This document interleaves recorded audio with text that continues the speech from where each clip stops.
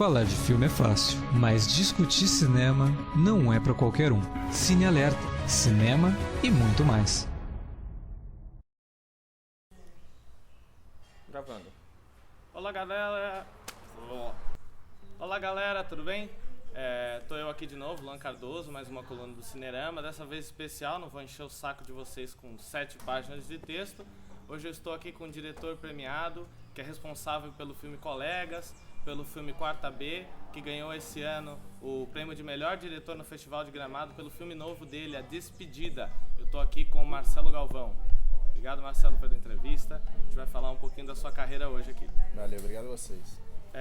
Marcelo, hoje você trabalha com cinema e, enfim, é responsável pela criação da Gata Cine, que trabalha com material de audiovisual para publicidade.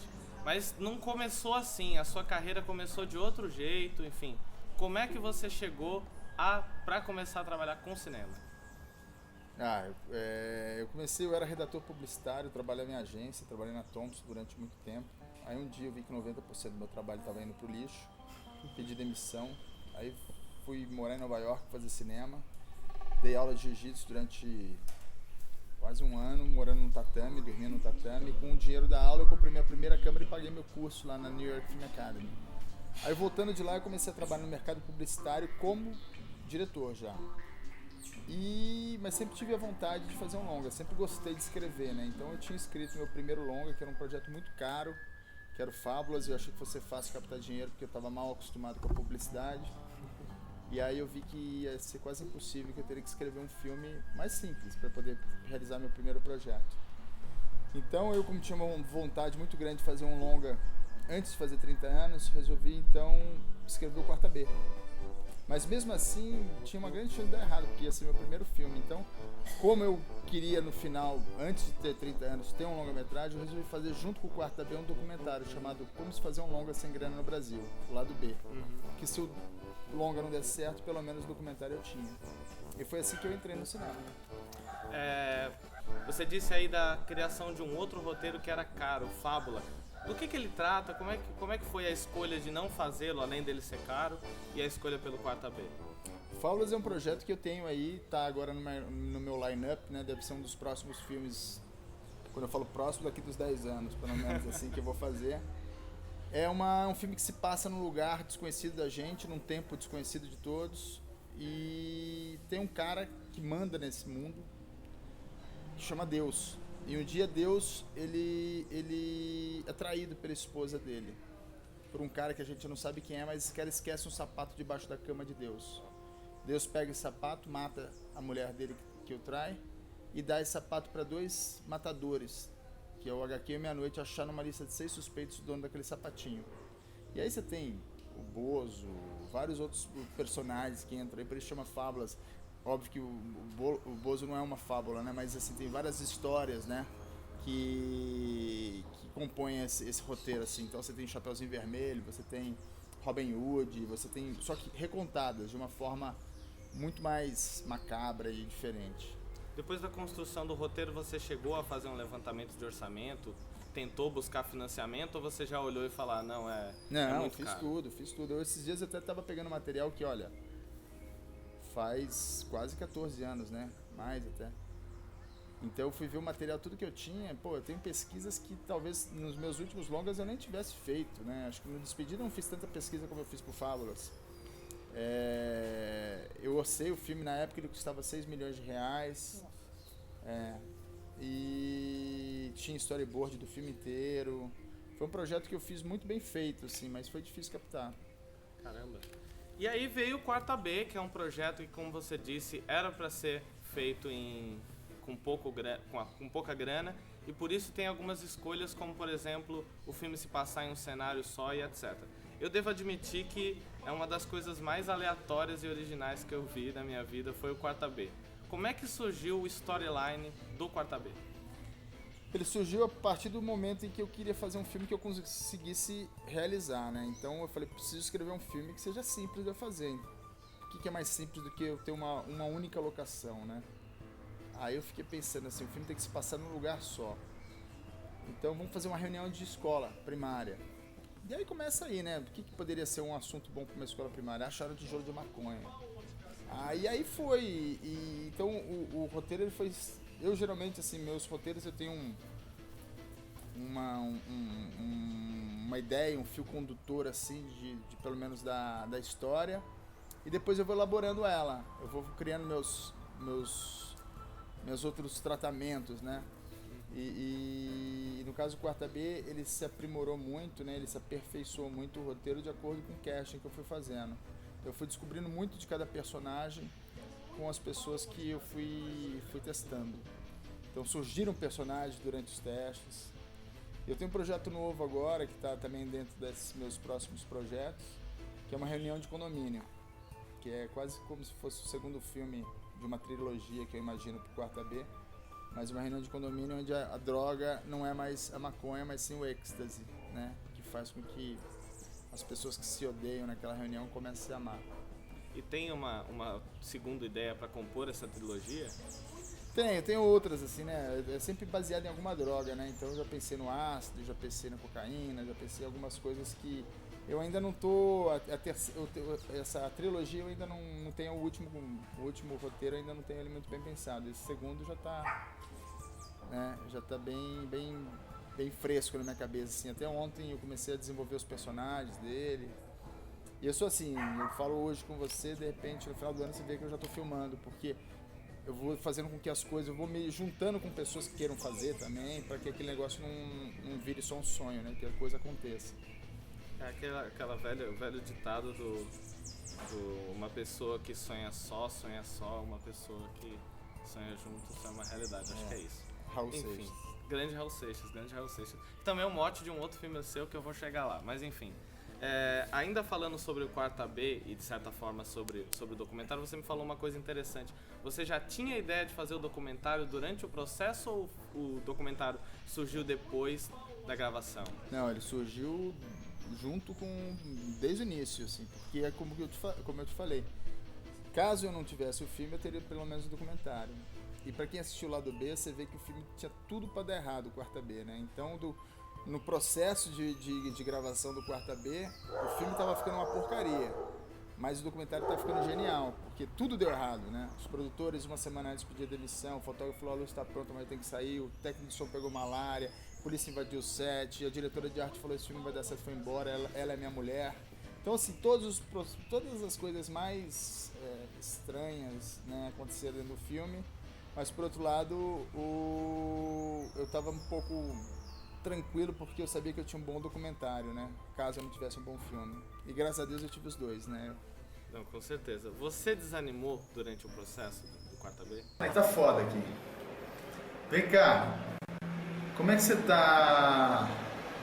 Você não quer fazer produção de platô, não? Uma produção executiva aqui, ó, nesse filme? O diretor já tá quase indo também. Acho que não, assim, porque, como eu te falei, eu tinha sempre aquela, né, aquela muleta de me apoiar, que era o documentário, né? Então eu falei, não, eu preciso fazer esse filme. É óbvio que sempre você tem uma coisa, né? Todo longa-metragem, ele te cria momentos em que você repensa coisas assim, mas nunca tive nenhum processo meu algo que me desmotivasse, né? Eu acho que você entra num filme, você tem que estar acelerado ao máximo, né? Minha esposa até achava que eu ia morrer, porque eu saía das gravações, já, em vez de eu dormir, eu ficava assistindo as fitinhas, era mini DV, eu ficava vendo tudo que tinha sido gravado. Eu acho que depois que você tem esse tempo, depois que você filma, aí você tem um tempo mais de, né, parar para pensar, mas durante o processo de filmagem você não tem nem tempo para poder desanimar. Se você desanimar, você perde a mão do negócio, né? E no caso era o meu primeiro filme, se eu perdesse a mão, eu tava ferrado. O filme foi um sucesso, felizmente, mas antes disso teve todas essas partes de que a qualquer momento poderia tudo dar errado. Qual foi o momento que você elege como o momento mais crítico da filmagem? O tom é o seguinte, 7h19, 19h19, o filme começa às 19h50, essa fita é 90%, tem uma mancha, tá fora de cima. Essa é uma fita que tá pouco fora de sync, tem a mancha e tá escura. E é uma dessas duas que a gente vai projetar hoje. Então, é natural que esteja um pouco nervoso. Eu acho que foi quando eu tava no segundo dia de filmagem, tava com 100 planos atrasados, e aí veio o dono do estúdio lá, né, um representante, né, do estúdio, me falar que a gente ia ter que entregar um dia antes. Já era um processo...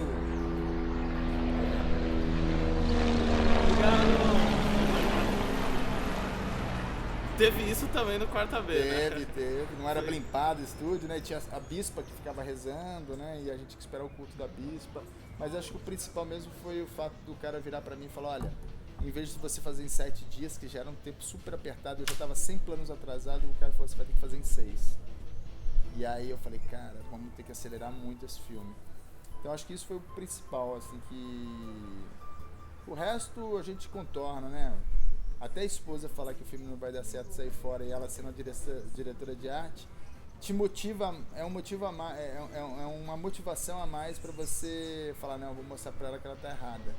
Então eu sempre uso assim as coisas que dão errado como algo motivacional para mostrar para aquelas pessoas que desistiram do processo que elas estavam erradas, né?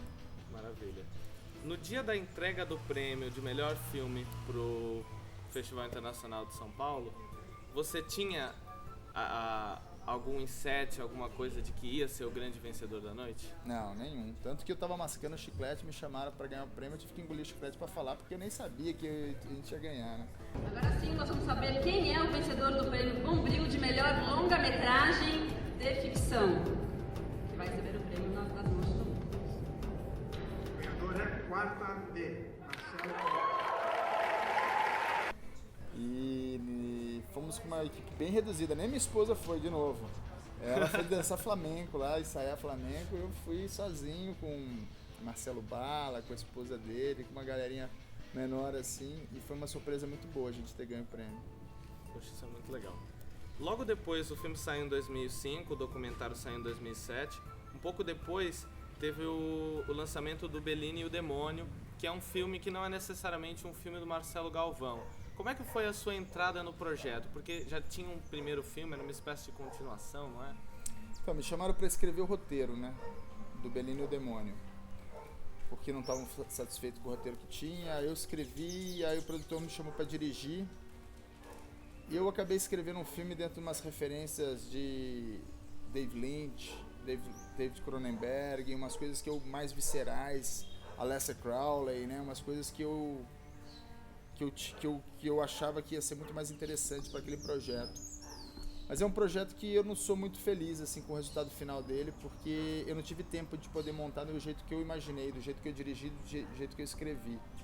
O produtor ele se apressou, pegou o material que eu estava mexendo e montou do jeito dele, e sem o meu aval ele lançou o filme. Então não é um filme que eu falo que é um filme meu, né? Eu tenho um corte que eu gosto muito, que é o meu corte que eu tenho aqui na produtora, mas é um processo que eu vou tentar ainda, eu acho que ainda tenho vontade de querer um dia lançar esse meu Director's Cut do Bellini e o Demônio. Super legal. Esse filme ele também reflete muito do seu trabalho anterior do Quarta B, que é a câmera na mão, o uso do digital, e muitos parceiros teus que estavam tanto diante das câmeras como atrás das câmeras voltaram pro Bellini e o Demônio. Como é que foi fazer um filme que de certa forma tinha uma estrutura maior? Acho que o orçamento do Quarta B foi 30 mil e esse já era 3 milhões. Como é que foi o clima do set? Então, eu acho que eu não tenho noção do orçamento assim, mas eu acho que não chegou a 1 milhão esse filme. Sério? Bellini, Bellini acho que foi 600 mil, 800 mil, alguma coisa assim. Foi um filme com muito pouca grana, assim, que a gente teve, tanto que eu tive que... Eu virei coprodutor no filme, teve um momento em que tive que emprestar um dinheiro, depois me pagaram de volta, mas era um filme muito restrito também em termos de produção. E aí vira aquela gincana, né? Você tem que pedir coisa de graça pros amigos, você tem que fazer para que aquilo aconteça, né? Então, eu não vejo muita diferença, né, num filme, assim, não falar que não tem diferença porque, assim, eu às vezes penso assim, o cara fala, poxa, o Spielberg tem uma grana para fazer esse filme, mas a grana que ele tem é sempre pouco em relação ao que ele gostaria de ter. Então, às vezes o cara tem 100 milhões, mas ele queria fazer um filme de 200 milhões. Então a gente tá sempre brigando um pouco. É difícil você ter um filme que você fala, cara, tô super contente com o que eu tenho aqui, vai sobrar dinheiro e tal. Geralmente você está sempre tentando arrumar um jeito de otimizar aquele dinheiro que você tem, né? E eu acho que isso aconteceu tanto no Quarta B quanto no Bellini, né? O Bellini a gente também tentou de todas as formas fazer com que aqueles 800 mil, não sei o número certo, mas se transformassem em 8 milhões. Como eu peguei os 30 mil do Quarta B e tentei fazer aquilo virar 300, né? É óbvio que devido guardando as devidas proporções, né? O filme foi lançado em 2008 e ainda em 2008 você realizou o Rinha, que não só cumpria a função de contar uma história, mas também cumpria uma função de formação que, de certa forma, também existia no Quarta B. Explica um pouco melhor pra gente o que foi isso. O Rinha foi um processo, assim, antes do Rinha eu vim com Colegas, né? Eu escrevi o Colegas e vi que era muito difícil captar dinheiro. E aí eu ouvi de uma pessoa muito grande do cinema falando pra mim que quem é que quer ver filme com garotos com síndrome de Down? As pessoas querem ver filme com sangue, com luta, com mulher bonita. Eu fiquei com aquilo na cabeça e falei, cara, você quer saber? Eu vou fazer um filme com luta, já que eu gosto de lutar, né? Era a época que eu dei aula de jiu-jitsu, tenho vários amigos que lutam e tal. Vou fazer com luta, vou fazer um filme com uma história bem bacana, que eu acho que pode ser algo comercial. Vou fazer uma crítica social também, porque eu acho que era legal ter alguma coisa assim, né? Então, e vou fazer um filme que seja falado em inglês, porque a experiência que eu tive com o Quarta B era um filme muito difícil dele ser vendido lá fora, né? Você faz um filme em português, você fica restrito ao Brasil. Nem Portugal compra o teu filme. Então aí eu falei, e para justificar esse fato de ser falado em inglês, eu vou fazer um filme sobre garotos da escola americana. E esses garotos, isso existe aqui no Brasil, esse grupo de escola americana que vai num bar aqui no Brasil mesmo, todos os brasileiros falam inglês entre eles. Então eu vou fazer essa diferença de classe, onde eles apostam dinheiro em pessoas da periferia que brigam dentro de uma piscina sem água. Filhos de político, né? Aí essa é a parte mais, talvez, crítica do filme que eu quis cutucar um pouco, né? E aí eu, de forma também totalmente independente, com meu dinheiro, sem dinheiro incentivado, pedindo, juntando as pessoas, todo o casting foi feito de graça, as pessoas todas, desde atores globais como Paulo Oliveira, Leonardo Mijorin, Maite Piragibe, todo mundo, Mara Carvalho, todo mundo trabalhou de graça no filme. Foi um filme feito em 20 dias, à noite, assim, bem complicado, fazer todas as lutas reais no filme, sem luva. E eu queria também esperar que o helicóptero passasse para continuar a poder falar. Obrigado, segunda vez, rota maravilhosa. Tá pegando tudo. E aí eu queria também ter algo a mais nesse filme, né? Então eu peguei e fiz uma Agatha Cine Escola, que foi uma escola de... Peguei 10 garotos que não sabiam nada de cinema. E aí durante um mês e pouco, a gente deu aula teórica para eles de todas as áreas. Então eles tiveram aula com Valdemar Lima, que foi o cara que fez Deus e o Diabo na Terra do Sol, o fotógrafo do filme. Então ele deu aula de fotografia para eles. Eles tiveram aula de direção de arte, eles tiveram aula de produção, de direção, toda a parte teórica eles aprenderam e depois eles colocaram na prática fazendo o filme. Cada um era um assistente num departamento do filme. E eles assinam os créditos finais como um segundo assistente do longa-metragem. E no final, depois de tudo isso, para que o processo de aprendizagem de cinematográfico tivesse concluído, eu achei que faltava eles aprenderem a parte da edição. Então eu peguei uma escola de edição que existe em São Paulo, chamada DRC, dei umas palestras de graça lá, uns workshops de graça para os alunos de lá, em troca de bolsas para esses garotos fazerem o curso de Final Cut. Então eles aprenderam desde o desenvolvimento do roteiro, laboratório com os atores, procura de locação, produção, continuidade, até o final, que é a edição. E hoje quase todos esses garotos estão empregados na área do cinema. Maravilha. Diferente do Quarta B, que vocês fizeram também a distribuição na raça, o Rinha ele teve um comprador internacional, não foi? Esse foi nosso erro, cara. A gente tava tão feliz com o resultado do filme e próximo do AFM, American Film Market, que é o maior mercado de cinema do mundo. E um cara se interessou muito e falou, poxa, esse filme é maravilhoso, maravilhoso, eu quero esse filme e tal. E a gente, né, marinheiro de primeira viagem, eu dei os direitos para ele.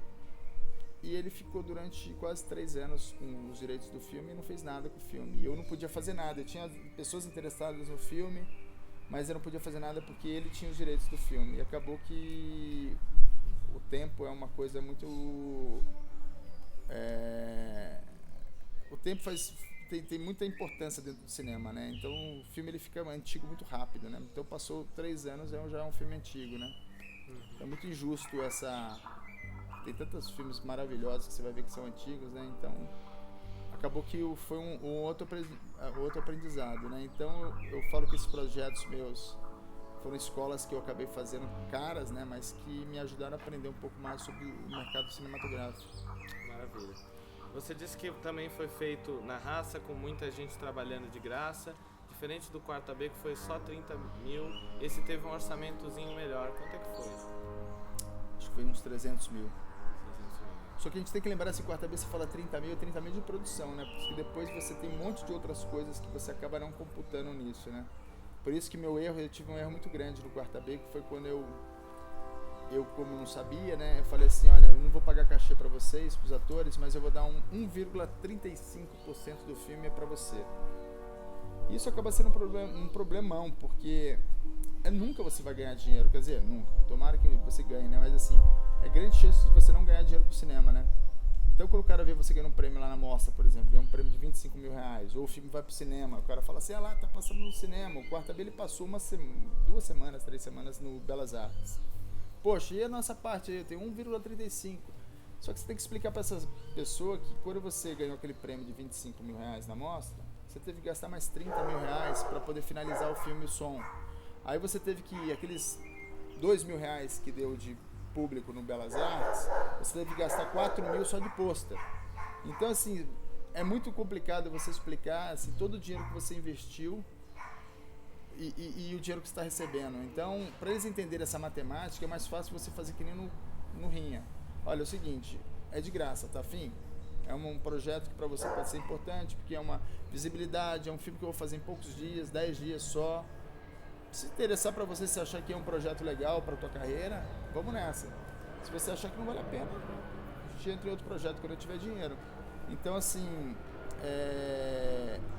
a gente fala 30 e 300, mas tem outros valores que não são computados nessa matemática aí, que é todo o investimento que você faz no filme pós-produção, né? A gente fala de 30 e 300 em termos de produção, dinheiro investido na hora para você poder fazer com que o set ande. Mas depois você tem que comprar HD para fazer o filme, você tem que comprar trilha, você tem que finalizar o som, você tem que gerar hoje um DCP. Então são coisas muito caras, né? Ou se você quer lançar um filme no cinema, você precisa então fazer um trailer, você precisa fazer os posters, você precisa fazer a chamada, você precisa... Aí é um investimento muito alto, né? Assim como o Quarta B também, você tem muitas, e o Rim e o Bellino e o Demônio tem muitas influências que estão muito claras na tela. No Rim eu noto muito aquela ideia kubrickiana do Eyes Wide Shut, aquela ideia do espaço e da festa. Como é que foi esse tipo de influência nos teus filmes? Eu gosto, eu vejo, eu não faço um filme assim, vamos fazer um filme, né? Eu estudo bastante antes de fazer um filme, né? Então eu estudei muitos filmes para poder fazer, né? Desde Eyes Wide Shut, desde Alpha Dogs, que é um filme também que tem uma boa referência pro Rinha. Quarta B, eu vi todos os filmes de Dogma, vi 12 Homens e uma Sentença. Colegas, eu assisti todos os filmes com síndrome de Down que você possa pensar que já fizeram, eu assisti todos os filmes, vários filmes de aventura, Thelma e Louise revi pela 20ª vez. Então, assim, todos os filmes que eu faço, eu sempre tenho uma pesquisa muito grande, né? E geralmente a pesquisa era muito pautada nos diretores que eu gosto, né? Então, Kubrick é um, David Lynch é outro, David Cronenberg é outro. Hoje em dia, o cinema dinamarquês, né, ou escandinavo, para mim são os tops. Então, eu vejo muito Lars von Trier, vejo muito Winterberg, vejo muito Livring. Então, são diretores que eu tento aprender um pouco com eles, tentar trazer um pouco do que eles têm para meus filmes. E geralmente é muito ligado à direção do ator, né? É muito ligado ao desenvolvimento dos personagens, né? Embora ambos os filmes se passem em um só ambiente, a complexidade de logística dos filmes é muito grande, porque quando você tem um lugar como o Quarta B, que é uma sala só, as possibilidades de enquadrar são milhões, mas você pode acabar se repetindo, enfim, é muito complexo. E Rinha, além de ter tudo isso, ainda tem lutas que são reais. Além de convencer atores globais a entrarem no projeto para não ganhar nada, como é que é trazer pessoas que vão apanhar até sair sangue sem ganhar nada. Então esses caras ganharam. Esses foram os únicos eles que ganharam. ganharam. Porque também Mereciam, né? Fala pro cara, você vai entrar ali, vai sair na porrada com aquele cara sem luva, sem nada e vai ganhar nada, é complicado. Então eles ganharam. Todos os lutadores foram, acho que, os poucos dos que ganharam ali, né? E não ganharam muito, assim, mas também não ganharam pouco. Ganharam uma coisa que foi justa pra eles. E tinha todo um suporte também, tinha ambulâncias, tinha tudo ali, né? Mas não tinha como. Eu pedi pra eles lutarem, se quebrarem, sem ganhar. Entendi. Muitas das escoriações são reais, mas existiu alguma maquiagem, alguma, enfim, exagero das escoriações? Sim. Eu queria que tivesse agressividade natural, né? Eu queria que tivesse aquela troca natural. Não aqueles filmes de Van Damme que o cara toma 10 socos na cara e continua em pé, né? Então eu queria que aquilo fosse real, a energia, e que passasse isso pros... Mas óbvio que tinha, né? Então, de repente, eles estavam lutando, paravam numa posição que dava pra parar, eu falava, para. E aí a gente botava um pouco de groselha pra fingir que era mais sangue e tal. Então teve um certo exagero em alguns momentos, propositais, mas a agressividade toda da interação entre os lutadores foi real. Super legal. Ainda nesse período você falou sobre o Colegas, que tinha sido escrito durante o material do Rinha, e você começou a entrar numa espécie de pré-produção que foi bem longa até a gravação do filme. Como é que foi esse processo de achar o financiamento, achar os atores? O roteiro mudou muito durante esse processo? O roteiro mudou. O roteiro muda sempre, né? Assim, não vou falar que ele mudou muito, né? Mas ele mudou consideravelmente. E o processo, ele demorou tanto tempo assim, acabou demorando quase 7 anos, desde a ideia original até a realização do filme, em função da dificuldade de captar dinheiro para fazer o filme. Não porque eles precisassem ser treinados ou, né, ensaiados de uma forma diferente, né? Mas toda semana a gente tinha ensaio com eles. Com eles eu digo Ariel e Rita, né, que moram aqui perto. Então era uma forma de fazer com que o sonho não acabasse, né? Então eles estavam sempre... Toda semana falou, olha, tem nosso filme. E isso naturalmente, né, nesses processos de que você começa a conhecer os atores, né, que pra mim é muito importante, o roteiro acaba mudando, né?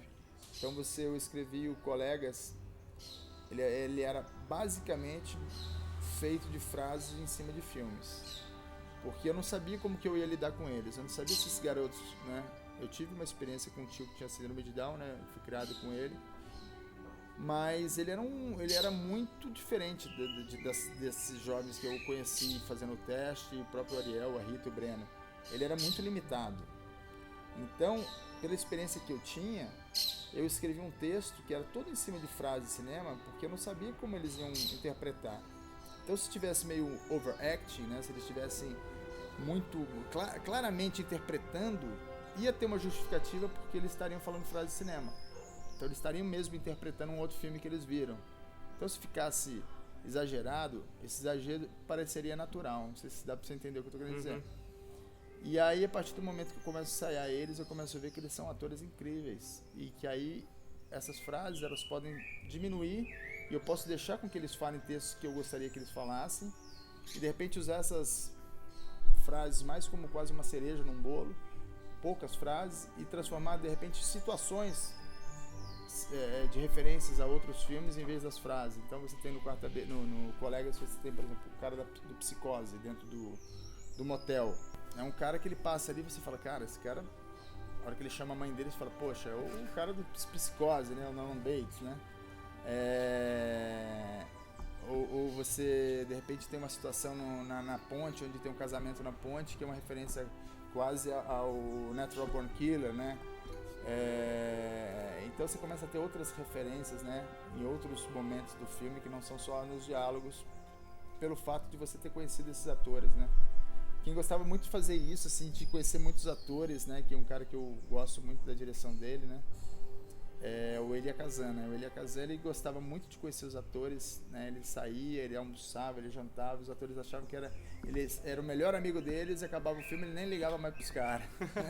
Acontece o mesmo com o Kubrick no Laranja Mecânica, né? O Malcolm achava que ele era super brother dele, aí ligava pro Kubrick, o Kubrick não atendia. Ele ficava xingando o Kubrick, o Kubrick na TV pra ver se um dia o Kubrick aparecia e falava, ligava pra ele pra pelo menos ele xingar ele nunca ligava, ele ficou muito É mesmo? Não com cara. sabia isso, não. Leia a nossa coluna, o Malcolm McDowell, que faz o Alex. Ah, Eu o vou te Alex, passar o link, que a gente legal. tem uma coluna falando sobre toda a carreira dele, que é muito legal de Que acompanhar. legal. O que eu percebo também no filme do Colegas é que os atores, eles estão estão tão confortáveis com os diálogos, com as coisas, que parece que aquilo é completamente improvisado. Teve muita improvisação ou tudo veio dessas oficinas que foram realizadas contigo? Não, teve pouco improviso, assim, no Colegas. Tem muito texto, assim. O Ariel é muito bom de texto, cara. O Ariel, assim, você passa o texto pra ele, ele fala certinho, ele interpreta, ele vive aquele momento. Ele, de repente, dá uma improvisada, mas é dentro daquilo ali, não é uma improvisada fora do contexto. Já o Breno, não. O Breno é um cara que vive mais de improviso. Ele entende a ideia e se você tentar forçar texto com o Breno, ele vai ficar algo meio canastrão. Então quase todas as piadas, seja do peitinho ou do seu... Eram reais. Eram reais? Era piada que ele fazia com a gente, peitinho. Eu falei, pô, eu vou botar isso daí, né? O da Gorda não, o da Gorda já é um texto mesmo, né? Então, mas assim, a maior parte das atuações do Breno, elas são improvisadas dentro de uma direção. A Rita já é mais intensa, assim. A Rita, se ela tem que acreditar que ele tá morrendo, ela entra com referências quase Stanislavski, né? De buscar coisas dela para poder soltar ali, né? Então cada um é né? Então é isso que eu falo. Você precisa conhecer como são os seus atores, né? Para você poder saber como dirigi-los, né?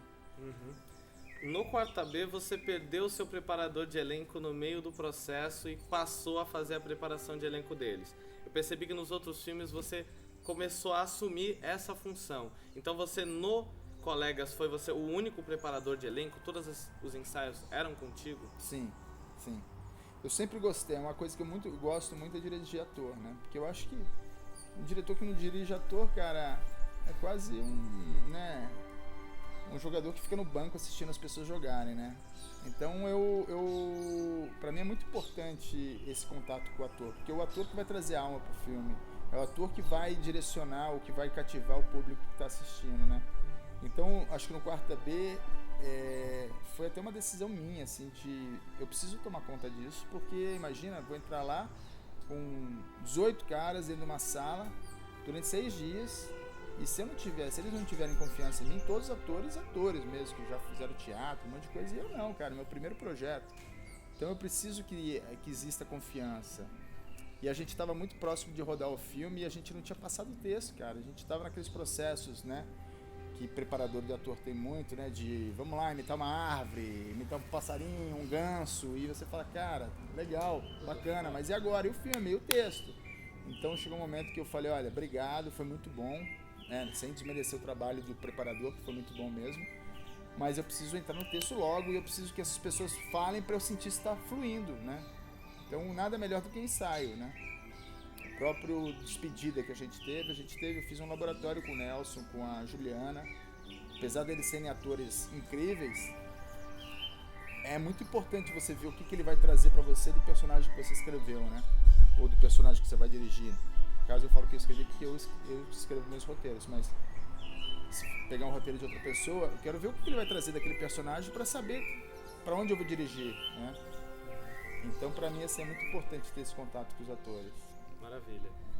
Entre a criação do roteiro, esses ensaios, você começou a fase de captação, que foi o que fez com que o projeto também inchasse um pouco.